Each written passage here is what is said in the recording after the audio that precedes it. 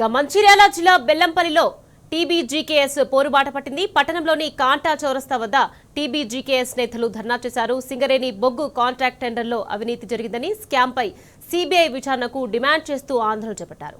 సింగరేణి కార్మికులకు మద్దతుగా టీబీజీకేఎస్ ధర్నాలో మాజీ ఎమ్మెల్యే దుర్గం చిన్నయ్య పాల్గొన్నారు.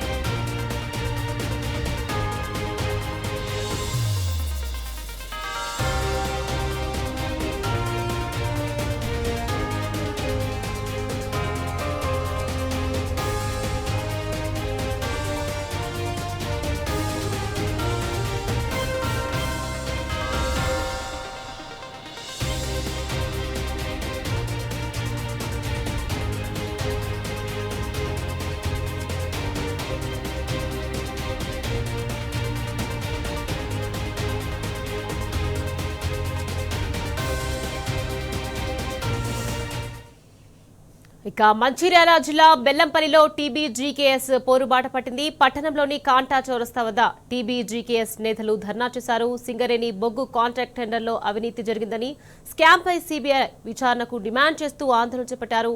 సింగరేణి కార్మికులకు మద్దతుగా టీబీజీకేఎస్ ధర్నాలో మాజీ ఎమ్మెల్యే దుర్గం చిన్నయ్య పాల్గొన్నారు.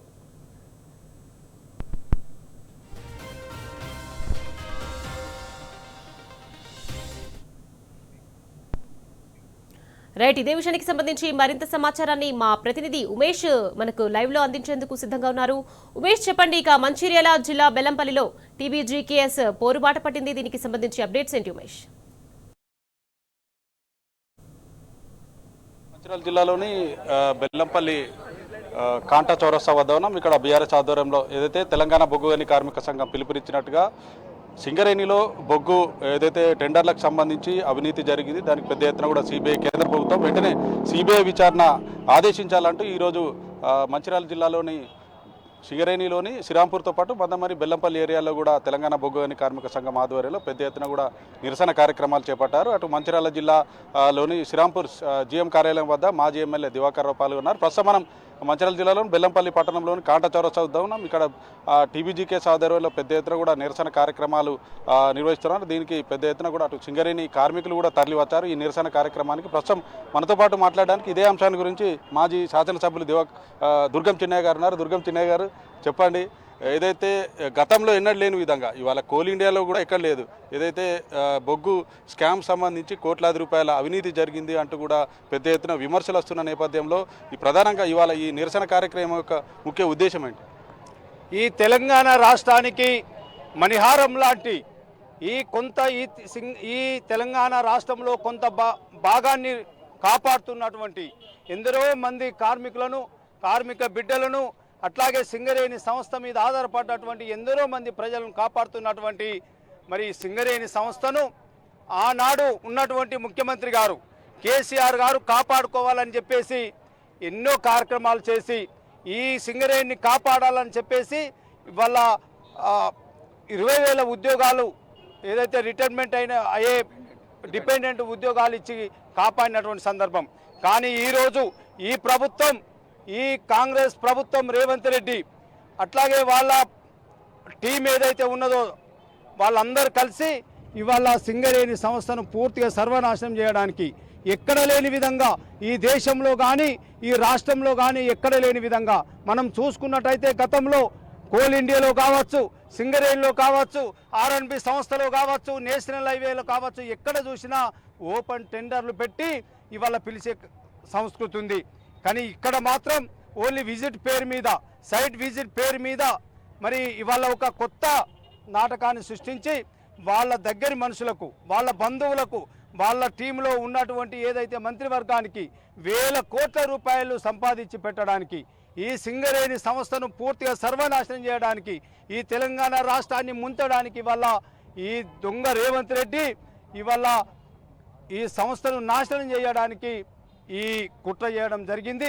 దీన్ని నాశనం చేయడానికి ఇవాళ ఏదైతే వాళ్ళు ప్రయత్నం చేస్తున్నారో మరి ఈ విధంగా చేసినటువంటి వాళ్ళందరి మీద కూడా సిబిఐ విచారణ జరపాలి.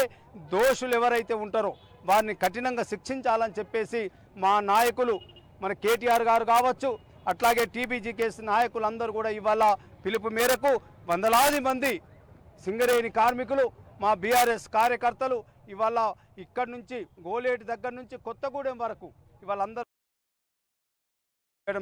జరుగుతుంది. ప్రధానంగా చిన్నయ్య గారు ఒకటి చెప్పండి, గత 10 ఏళ్లలో బీఆర్ఎస్ పాలనలో అటు తెలంగాణ బొగ్గు గని కార్మిక సంఘం ఆధ్వర్యంలో సింగరేణిలో కార్మికులకు అనేక హక్కులు కూడా సాధించుకున్నాం. అది మరి ఈ 2 సంవత్సరాల కాలంలో సింగరేణి కార్మికులకు ఈవెన్ మెడికల్ అన్ఫిట్ కూడా ఏదైతే మెడికల్ బోర్డు పెట్టడానికి కూడా ఇవాళ జాప్యం జరుగుతున్నది. చాలామంది కార్మికులు కూడా ఇబ్బంది పడుతూ ఉన్నారు.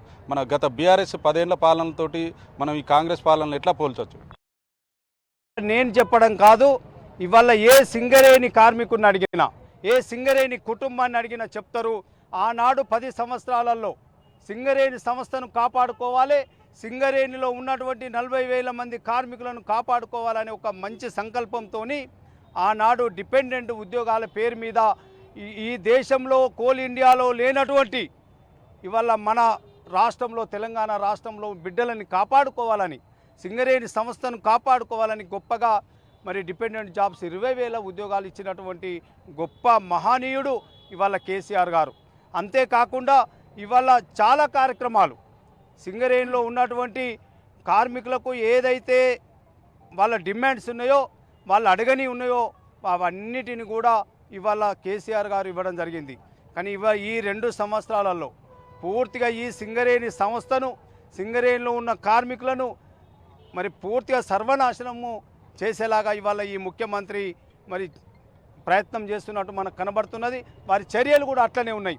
వాళ్ళ చర్యలు కూడా ఈ సంస్థను మొత్తం ఒక 10 సంవత్సరాల్లో సర్వనాశనం చేసేలాగా ఎక్కడికక్కడ ప్రైవేటీకరణ చేస్తున్నాడు. ఇట్లే కాంగ్రెస్ ప్రభుత్వ తీరు ఇదే విధంగా ఉండి సింగరేణిలో కూడా ఇదే విధంగా ఉంటాయి. ఎట్లా బీఆర్ఎస్ కార్యాచరణ ఎట్లా ఉండబోతున్నది? బీఆర్ఎస్ కార్యాచరణ కాదు, ఇవాళ ప్రజలందరి కార్యాచరణ ఏంటంటే ఇవాళ ఈ రాష్ట్ర ముఖ్యమంత్రిని, ఈ కాంగ్రెస్ ప్రభుత్వాన్ని పాతాళలోకం పాతి పెడితే తప్ప మన బతుకులు మారవు, మళ్ళీ మనం కాపాడుకోలేము అని చెప్పేసి ఇవాళ ప్రజలందరూ కూడా నిర్ణయం చేసుకున్నారు. దానికి నిదర్శనమే మొన్న జరిగినటువంటి స్థానిక సంస్థలలో మరి ఇవాళ 40% ఇవాళ ప్రజలు మా బీఆర్ఎస్ పార్టీ వైపు ఉన్నారు. ఇవాళ ప్రధాన పక్షంగా ప్రజల పక్షాన కొట్టాడి ప్రజల పక్షాన నిలబడే పార్టీ ఇవాళ బీఆర్ఎస్ పార్టీ. కాబట్టి బీఆర్ఎస్ పార్టీ పుట్టిందే ఇవాళ ప్రజల పక్షాన నిలబడడానికి, ప్రజల పక్షాల కష్టాల్లో నిలబడి కొట్లాడడానికి ఇవాళ బీఆర్ఎస్ పార్టీ పుట్టింది. అందుకోసమే రేపు రాబోయే కాలంలో ఏ ఎన్నికలు వచ్చినా, ఇవాళ మున్సిపల్ ఎన్నికలు వచ్చినా, జిల్లా పరిషత్ ఎన్నికలు వచ్చినా, రాబోయే కాలంలో ప్రజలంతా ఒక సైడ్ వచ్చేసి ఇవాళ ఎక్కడికక్కడ బీఆర్ఎస్ అభ్యర్థులను గెలిపించి మరి తెలంగాణను కాపాడుకోవాలని చెప్పేసి అందరూ భావిస్తున్నారు. దాంట్లో భాగమే బెల్లంపల్లి పట్టణంలో కూడా రాబోయే కాలంలో ఇక్కడ మున్సిపల్ ఎన్నికలలో కూడా మొత్తంగా మంచిర్యాల జిల్లాలో తెలంగాణ బొగ్గు గని కార్మిక సంఘం ఆధ్వర్యంలో సింగరేణి వ్యాప్తంగా కూడా నిరసనలు కొనసాగుతున్నాయి. ఏదైతే సింగరేణిలో బొగ్గు టెండర్లకు సంబంధించిన అక్రమాలకు సంబంధించి కేంద్ర ప్రభుత్వం వెంటనే సిబిఐ విచారణ చేయాలని, ఈ అక్రమాలను వెలికి తీసినందుకే మాజీ మంత్రి హరీష్ రావుపై రాష్ట్ర ప్రభుత్వం కక్షగట్టి నోటీసులు ఏదైతే ఫోన్ ట్యాపింగ్ పేరిట వేధింపులకు గురిచేస్తుందంటూ ఏదైతే ఇక్కడ బీఆర్ఎస్ శ్రేణులు కూడా బగ్గుమంటున్నాయి. ఇది ఇక్కడ తాజా పరిస్థితి. Vote Hyderabad studio.